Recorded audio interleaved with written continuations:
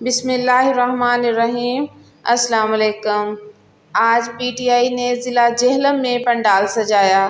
یہاں ملی نغموں اور ترانوں سے عوام کو خوب جوش دلایا گیا۔ تمام قیادت، خاص طور پر سابق وزیر اعظم عمران خان صاحب نے اسٹیج پر آ کر اپنے مخالفین کی جم کر دھلائی کی اور عوام کو ان کے حقوق سمجھائے۔ نہ صرف حقوق سمجھائے بلکہ ان کے حقوق غصب کرنے والے چہروں کی پھر ایک بار نشاندہی کی۔